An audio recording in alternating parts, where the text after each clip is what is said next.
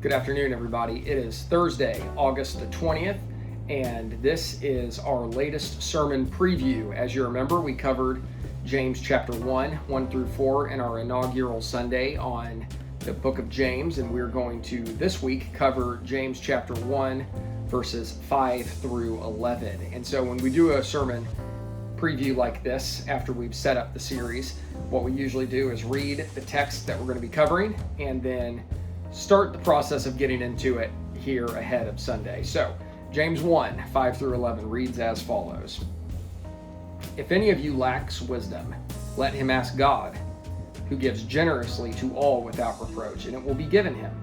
But let him ask in faith, with no doubting, for the one who doubts is like a wave of the sea that is driven and tossed by the wind. For that person must not suppose that he will receive anything from the Lord. He is a double-minded man, unstable in all his ways.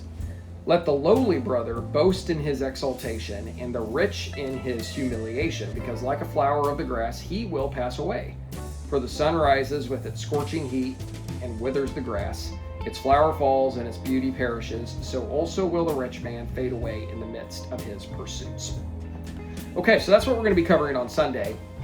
And from the jump, I want us to cover a few things here as we preview ahead to Sunday. The first is to recognize that James is really good about retaining context. And so as we kick off verse 5, it would be wise of us to remember what we first read in James 1 through 4. And so I think it's important for us to recognize that with verse 5, we kick off with this theme of wisdom. James literally says, if any of you lacks wisdom, that is to be understood within the arena of what we talked about last week. So wisdom in what way? Well, the kind of wisdom that you'll need in order to know that the testing of your faith produces steadfastness. And that steadfastness, when it has its full effect, gives way to completeness and this lacking in nothing. So we don't want to strip from verse 5 and beyond the context that James positioned us to understand right out of the gates last week. So really quick, this notion of wisdom, this seems to really matter to James. And the idea here is that wisdom is more than just head knowledge. So there's something about being able to comprehend something and allowing that comprehension to embed itself deep within your existence. That's where wisdom resides. And so when James says, if any of you lacks wisdom, basically what he's saying is if any of you are struggling to take what you can comprehend and embed it into your existence, then what you need to do is ask God. And so I find that fascinating because what that assumes from the jump is that we're deficient in this. So again, back to this notion that's very prominent in the Christian faith of dependence. You know, we really do rely on God above all other world religions. Christianity is pretty in your face about this understanding that we need God. We are not going to be able to accomplish the Great Commission, the life of Christ in isolation on our own merit or power. We're just not going to be able to. And so I really like that James is like, if any of you lack this wisdom, ask God for it. And the reason why that matters is because we're getting into contrast language here. If you recall last week, one of the things that I said is a theme throughout the book of James is this notion of contrast language, that James will contrast two things against each other. And in the beginning of the contrast language is that God gives generously and he gives without reproach. And this is implied, but friends, that's different than the way humans give. We are not automatically generous in our giving, and we're not great at giving without reproach. And so we'll get into more details on what that means on Sunday. But just off the jump, recognizing that this is how God gives. And not only this is how God gives, but this is who God is. This is essential to God's nature, this verse here in verse 5. The other thing I would make note of is that on Sunday, we're going to cut verse 6 in half. And so the first section of the Sunday sermon is going to be verse 5 and the first half of verse 6. And then section number 2 of the sermon is going to be the second half of verse 6 carried on to verse 8. And the reason why we do this is because of what verse 6 conveys. It says the following, but let him ask in faith with no doubting. And we're going to stop right there and work through what that means. And then, of course, the second half of verse 6 says, for the one who doubts is like a wave of the sea that is driven and tossed by the wind. This is Pauline language. Paul speaks like this. And we're going to get into what that means to be one who is double-minded, as James writes it. And so, anyway, very interesting language that Paul uses there at the end of section number 2 on Sunday. The other thing I would make note of here is that as we transition to verses 9 through 11, which will be section 3 on Sunday, there are a couple of things I want us to recognize. The first one is this is our first instance of Jesus language in James. When you're reading verses 10 and 11 in particular, this is a nod directly back to the Sermon on the Mount. So this is very similar to the language Jesus is going to use in the Sermon on the Mount. This is also language that Jesus borrowed from the Old Testament. And so we're going to get into where this analogy of the wind and the grass and the flower comes from, and why it's such a prescient analogy for the human life. And then the other thing I want us to notice from this final section, verses 9 through 11, that's going to be section 3 on Sunday, is I want us to recognize the presence of inverted language here.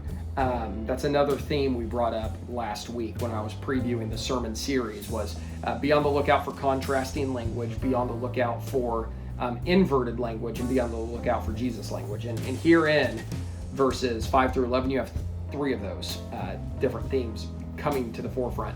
And so just a moment on this inverted language. I love that James does this, and I think it's really important for us to hear today. The inverted language begins in verse 9, where it says, let the lowly brother, so this is an economic statement, let the person of low economic station boast in his exaltation.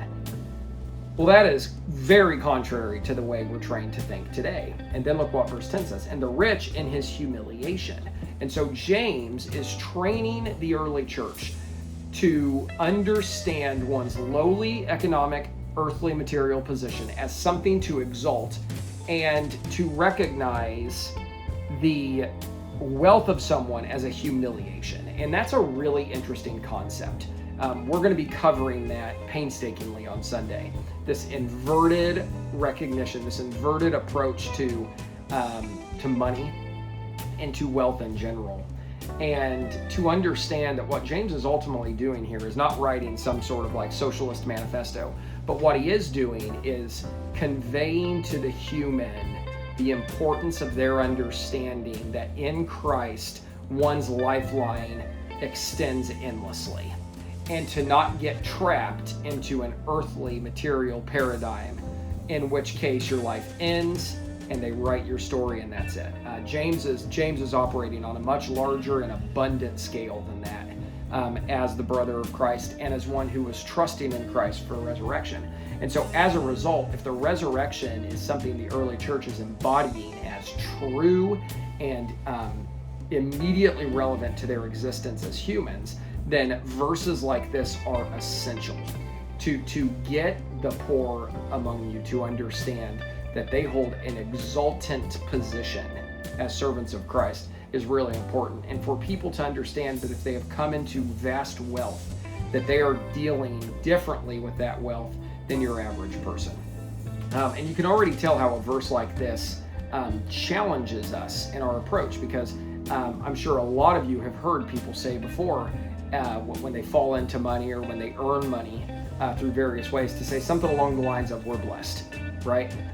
Rare is it when you hear people say the opposite, that we're blessed as they go through hardship or as they go through a lowering of their economic station. And yet verse 9 and 10 make that very premise abundantly clear. James commands the lowly brother to boast in his exaltation, and it trains the rich into humiliation. Now, not like a hazing ritual or something, but the idea here being to, at the very least, view your material wealth as a test, as a challenge to one's faithfulness to Christ above all things. And so there's so much to cover in James 1, 5 through 11, but I'm very excited for it, and I'll look forward to seeing you all on Sunday. The last thing I'll throw out here very quickly, this is a point I already know I'm going to put into the sermon. I want us to walk away from James 1, 5 through 11 on Sunday with a powerful contrast between the way we approach each other and the way God approaches us. And I find it fascinating how James portrays God as so eager to give to us, and so open-handed in his giving, and how we can alter our approach to God and our approach to each other based on this essential core attribute of God's nature. And so stick around on Sunday. I'll be very excited to get into this in more detail. But in the meantime, God bless you. And let's all get ready for James 1, 5 through 11. It should be a great Sunday. Take care.